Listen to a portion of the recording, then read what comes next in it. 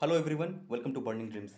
जैसा कि ये वीडियो इंग्लिश के लिए है कि जो सबसे इंपॉर्टेंट चीज़ है, मैथ मैकेनिक्स तो ठीक है, इंग्लिश सबसे ज़्यादा इंपॉर्टेंट है और इंग्लिश क्वालिफाई करना बहुत ही ज़्यादा ज़रूरी है। तो इसमें हम बात बिल्कुल इंग्लिश पे करेंगे और मैं को कमेंट्स भी देखा हूँ और मैं मैसेज तो मेरे को लिंक्डइन इंस्टाग्राम पे मेरे को मैसेज जो आ रहा है उस पर भी मैं देख रहा हूँ कि बहुत सारे बच्चे बहुत सारे इंग्लिश में डर रहे हैं जिसने प्रिपरेशन नहीं किया। देखो, हम अपन जितने भी बंदे हैं उसमें से लगभग लगभग 30% सीबीएसई से होंगे, 70% बिहार बोर्ड से होंगे, 5 से 7% आईसीएसई बोर्ड से होंगे। तो जो बिहार बोर्ड से बच्चे हैं उसके लिए ज़्यादा प्रॉब्लम का बात होता है क्योंकि इंग्लिश थोड़ा सा वो कभी पढ़ा नहीं है, क्योंकि हम टेंथ में भी इंग्लिश नहीं पढ़े हैं। हमारा टेंथ का भी इंग्लिश पता ही होगा, कुछ ऐसा होता नहीं था, पास करो तो करो, नहीं करो तो नहीं करो, तो हम तो इंग्लिश को कभी देखे ही नहीं। लाइक एक मूल मंत्र मुझसे पूछोगे कि भैया इंग्लिश कैसे पास करेंगे, आप एक बार एक चीज़ बताइए, तो मैं कहूँगा कि अगर तुम्हारे पास ठीक ठाक कॉमन सेंस है तो तुम इंग्लिश पास कर लोगे। सिर्फ मैं कॉमन सेंस की बात कर रहा हूँ, क्योंकि कोई भी बच्चा अगर इंग्लिश के प्रीवियस पेपर को उठा के बैठेगा और ये नहीं सोचेगा कि उससे नहीं बनेगा, पढ़ना स्टार्ट करेगा, क्वेश्चन को पढ़ना स्टार्ट करेगा, अगर आधा से 1 घंटा वो इंग्लिश पे सिर्फ दे देगा ना, तो 9 क्वेश्चन उससे बनना तय है, वो ढूंढ के निकाल लेगा 9 क्वेश्चन। बोलोगे कि ठीक है भैया, तो बताइए कैसे निकालेंगे 9 क्वेश्चन।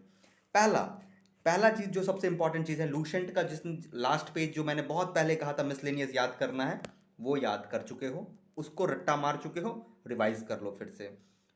लूसेंट का मिसलेनियस कंप्लीट हो जाए तो उसमें एक्सरसाइज भी है, एक्सरसाइज में 9 से 10 क्वेश्चन है, उसको भी कर लेना 9 से 10 क्वेश्चन को। तो लूसेंट का काम खत्म हो गया। ठीक है, अभी हम प्रीवियस पे नहीं जा रहे, अभी लूसेंट पे बात कर। लूसेंट में वो हो गया। लूसेंट में ही तुम नाउन चैप्टर निकालना, उस नाउन चैप्टर में तुम्हें कलेक्टिव नाउन दिखेंगे। लूसेंट के बुक में ही कलेक्टिव नाउन भी है, नाउन चैप्टर में बहुत सारा है।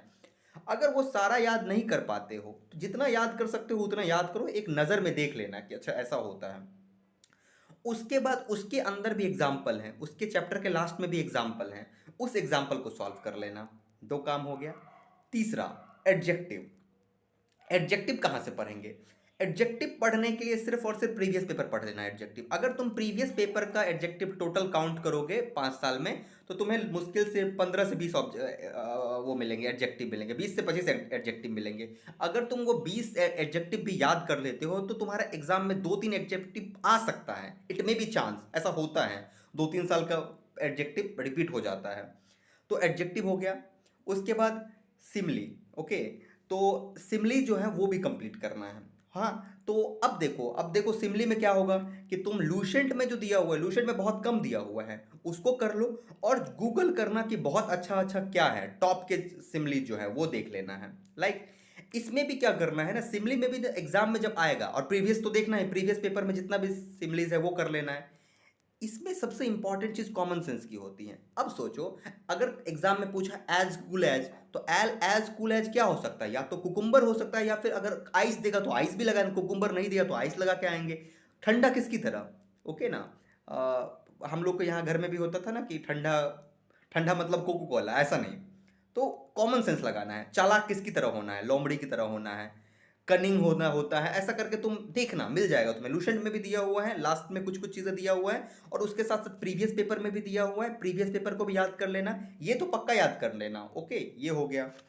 साइनो एंटो नहीं याद हो रहा है, कोई प्रॉब्लम नहीं है। अगर तुम कर सकते हो प्रीवियस पेपर से साइनो एंटो तो ठीक है, नहीं कर सकते हो तो कोई बात नहीं है। प्रीवियस पेपर से अगर कर सकते हो तो ओके।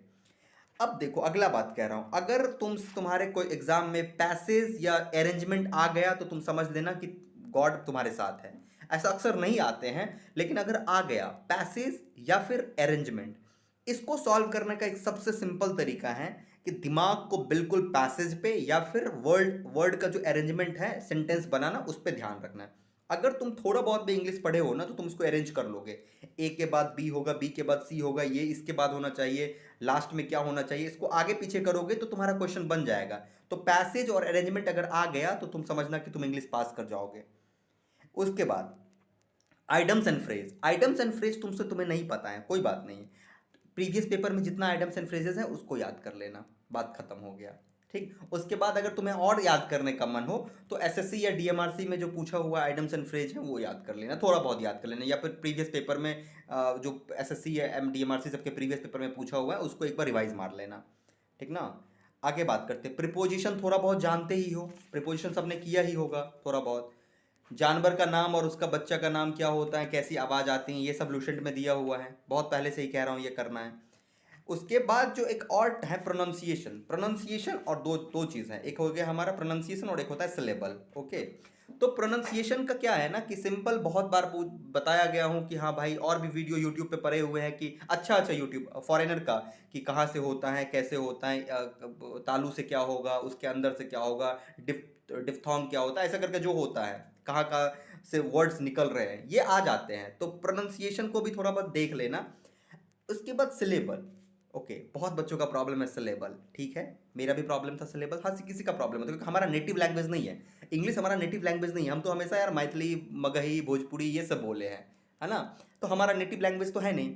इस केस में हमें फिर पढ़ना है, और सिलेबल और स्ट्रेस सिलेबल ये सारी चीज़ें जो होती है ना, इंग्लिश ग्रामर का सबसे बेसिक चीज़ है जो कि हमने जानते ही नहीं है। कैसे इंग्लिश का वर्ड्स प्रोनाउंस किया जाता है, बोला जाता है, वो हमें पता ही नहीं होता। जैसे वेदर, वेदर बोलेंगे, फिर क्या बोलेंगे, ऐसे ब्यूटीफुल को हम लोग सिंपली बोलते हैं ब्यूटीफुल, लेकिन उसका एक तरीका होता है बोलने का। तो इसको हम एडुकेशन, हम तो बचपन से पढ़ते आए थे। एजुकेशन, देखो अगर मेरी ही बात करो तो मैं हमेशा जानता था एजुकेशन, बट जब मैं कॉलेज में गया तो मेरे दोस्त ने मुझे सिखाया एजुकेशन नहीं होता, एडुकेशन होता है, education. So the thing is कि इस तरीके से हमें समझ में बाद में आएगी। ओके, तो अभी क्या करना है सिलेबल के लिए, पहला सिलेबल में दो चीज़ हमें पता करना है कि नंबर ऑफ सिलेबल कितना है, नंबर ऑफ सिलेबल, जिसके बारे में मैंने तुम्हें पहले वीडियो बता दिया कि नंबर ऑफ सिलेबल कैसे होते हैं, और भी तुम देख लेना, बहुत सारा तरीका है। हमने जो तुम्हें तरीका बताया था वो चीन वाला तरीका बताया था कि यहाँ पे हाथ रखने के बाद उससे भी किया जाता है, और भी बहुत तरीका, डिवाइड करके भी किया जाता है। तो नंबर ऑफ सिलेबल तुम्हें पता हो जाएगा। उसके बाद आती है स्ट्रेस सिलेबल। अगर तुम्हें नंबर ऑफ सिलेबल नहीं पता है तो तुम स्ट्रेस सिलेबल कैसे निकालोगे। स्ट्रेस सिलेबल का मतलब होता है कि किस सिलेबल पे जोर पड़ा है। अगर कोई 3 सिलेबल का वर्ड है तो उसमें पहले सिलेबल पे वर्ड जोर पड़ा है, दूसरे पे या तीसरे पे, तो जिस सिलेबल पे पहले जोर पड़ता है उसको प्राइमरी स्ट्रेस कहते हैं या फिर फर्स्ट स्ट्रेस कहते हैं। तो अब तुम्हें निकालना है कि किस पे ज़्यादा जोर पहली बार पड़ा है, ठीक ना। इसके कुछ रूल्स हैं, है ना। रूल तो मैं तुम्हें होगा तो एक वीडियो ले आऊँगा। ओके, इसके लिए मैं तुम्हें अभी एक सजेस्ट करता हूँ। मैं एक टाइम में जब रिसर्च किया था तो उस समय मैं पढ़ा था, एक वेबसाइट था, ये क्या था वेबसाइट का नाम, home syllable, how many syllable करके एक वेबसाइट है। वहां पे तुम जाके सिर्फ वर्ड टाइप कर देना, उसके अंदर जाके ऐसे तुम सिलेबल के बारे में गूगल पे सर्च करते हो, ऐसा नहीं करना है। उस वेबसाइट पे जाना, एक बॉक्स रहेगा, डिक्शनरी टाइप का वो वेबसाइट है, उसके वेबसाइट के अंदर में डाल देना वर्ड, और वो सर्च कर देना, वो हाउ मेनी सिलेबल, कहाँ पे स्ट्रेस पड़ रहा है, ये सारा कुछ तुम्हें बता देगा। ओके, उसमें क्विजेस भी हैं, सिलेबल के लिए क्विजेस भी होते हैं। उसमें सिलेबल टॉप ट्रेंडिंग का जो सिलेबल चल रहा है मार्केट में वो भी होगा। तो एग्जाम पैटर्न में भी उसी टाइप का सिलेबल आता है, ठीक ना। तो सिलेबल, स्ट्रेस सिलेबल, ये हो गया। अब हम इस पूरे वीडियो को कंक्लूड करते हैं इंग्लिश के लिए। ओके, घबराना नहीं है। इंग्लिश को निकालने के लिए सबसे पहला चीज चाहिए कॉमन सेंस, कॉमन सेंस और शांति। शांति के साथ जब तुम इंग्लिश का पेपर उठाओगे, एग्जाम में जब भी इंग्लिश का पेपर उठाना, बहुत ही शांति के साथ पहले जितना भी क्वेश्चन आता है, कंफर्म आता है, उसको मारेंगे। क्लियर।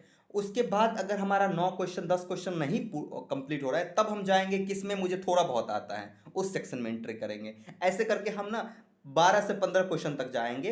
15 क्वेश्चन तक जाएंगे, फिर छोड़ देंगे हम। अगर तुम्हें कॉन्फिडेंस हो 15 क्वेश्चन पे तो छोड़ देना, नहीं हो तब तो फिर मारते जाओ, कोई प्रॉब्लम नहीं है। लेकिन तो अब उस 15 क्वेश्चन को लेकर क्या क्या करना है, लूसेंट का लास्ट चैप्टर, नाउन में कलेक्टिव नाउन पढ़ना है, एडजेक्टिव प्रीवियस पेपर से पढ़ लेना है, सिमलीज को प्रीवियस पेपर से, प्लस अच्छा अच्छा सिमलीज जो होते हैं वो याद कर लेना गूगल करके। साइनो एंटो अगर तुम्हें नहीं पता है तो कोई दिक्कत नहीं है, प्रीवियस पेपर देख लेना, items and phrases previous paper से देख लेना। अरेंजमेंट अगर पूछेगा तो थोड़ा सा शांति के साथ 10-12 अरेंजमेंट प्रीवियस पेपर से कर लेना, या गूगल से कुछ कुछ कर लेना कि अच्छा अरेंजमेंट कैसे सॉल्व किया जाता है, वो कंप्लीट हो गया। उसके बाद प्रिपोजिशन अगर आता है तो कोई दिक्कत नहीं, नहीं आता है तो भी प्रीवियस पेपर में जो प्रिपोजिशन पूछा गया वो कंप्लीट कर लेना है। ओके, उसके बाद वो जानवर के नाम सब हो गया, वो तो तुम्हें लूसेंट में मिल जाएगा। और सिलेबल, स्ट्रेस सिलेबल समझ लेना है जो प्रीवियस पेपर में पूछा हुआ है। और उसके साथ साथ तुम प्रोनाउंसिएशन कैसे किया जाता है, किसी भी वर्ड में कहाँ पे साइलेंट होगा, ये सब तुम एग्जाम हॉल में भी क्वेश्चन आएगा ना तो उसको आराम से करना। जहाँ तक बात है ये स्पेलिंग का, तो स्पेलिंग अगर तुम्हारी थोड़ी बहुत भी ठीक है तो तुम वहाँ से वहाँ पे भी अचीव कर लोगे, तो टेंशन मत लेना, इंग्लिश तुम क्वालिफाई कर जाओगे। इंग्लिश क्वालिफाई करने का भी सबसे सिंपल तरीका यही है कि इंग्लिश में जब जाना तो ज़्यादा फोकस करना इंग्लिश के क्वेश्चन को सॉल्व करने पे। और जब तुम ज़्यादा फोकस करोगे इंग्लिश को सॉल्व करने पे तो उसमें 10 क्वेश्चन तुमसे आराम से बन जाएंगे। हड़बड़ा के जाओगे तो नहीं बनेंगे, ठीक है ना। तो बेस्ट विशेष। और स्ट्रेस लेवल को एक बार उस वेबसाइट पे देखना, मैं लिंक डिस्क्रिप्शन में डाल दूंगा। अगर तुम्हें नहीं समझ में आ रही है तो कमेंट करना भैया नहीं समझ में आ रही है, ओके, तो मैं उस पर एक बार देखता हूँ। Okay, so best wishes to everyone. Tension नहीं लेना है, तुक्का मारने का भी ट्रिक बता दूंगा, ठीक ना। अपन है साथ में, थोड़ा सा ज़्यादा फोकस करो। जहाँ तक प्रीवियस पेपर की बात है तो यार बहुत लोग करा चुके हैं प्रीवियस पेपर, तो वहाँ से देख लो ना, कोई प्रॉब्लम नहीं है, ठीक ना। ज़रूरी थोड़े है कि सारा मैं ही करूँ, ऐसा नहीं है। बहुत लोग हैं, ठीक ना, सब कर रहे हैं मेहनत। ओके, मैं बस एक गाइडेंस दे रहा हूँ। ओके, तो इस गाइडेंस को लो, तुम्हें अच्छा लग रहा है, मेहनत करो। बस मेरा टारगेट इतना है कि तुम कॉलेज में एंट्री कर जाओ, बस बात खत्म। Okay, so best wishes to everyone, have a nice day.